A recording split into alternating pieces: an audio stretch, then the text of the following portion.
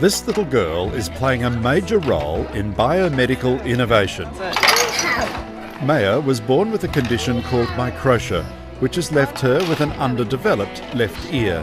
Come on, you really have. Now, thanks to Future Hear, a partnership between renowned hearing and speech charity Hear and Say and QUT's Biofabrication and Tissue Morphology Research Project, Maia and children like her can receive a latest generation prosthetic ear right here in Brisbane.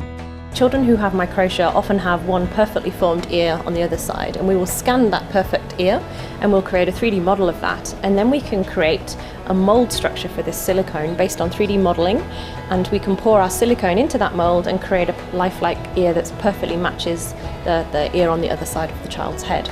And that's where our 3D printing technology and our ability to make them customised and child-specific really sort of comes into play.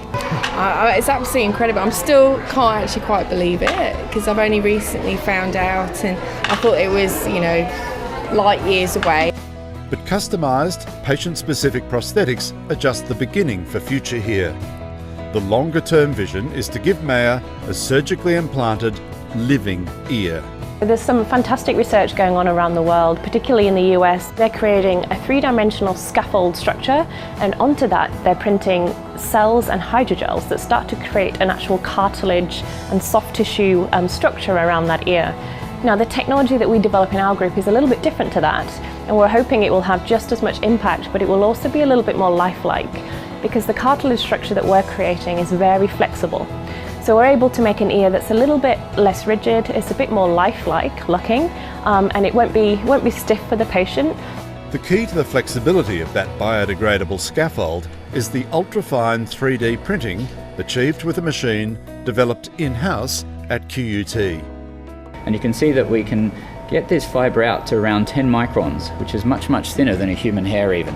And then we can control that arrangement in a very precise way down to that micron scale, and then produce a three-dimensional biodegradable temporary scaffold into which the patient's own cells are placed, and then the scaffold biodegrades away, leaving just the patient's own tissue.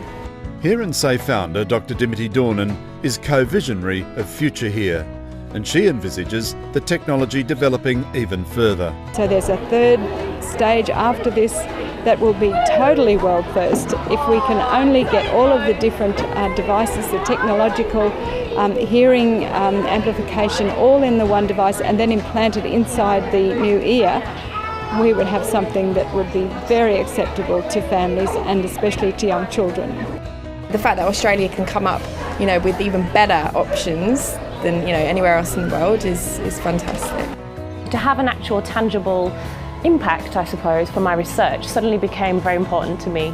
So we can heal bone from nameless, faceless patients all over the world. We can create bone implants, but we've never really tried to have an impact on children's lives. So for me, that becomes much more relevant and has much more impact. And yeah, it's a much nicer project to work on.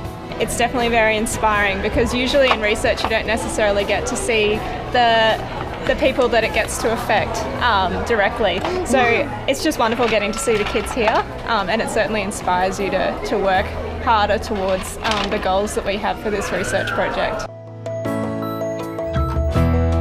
This is the start of things that can change so many people's lives.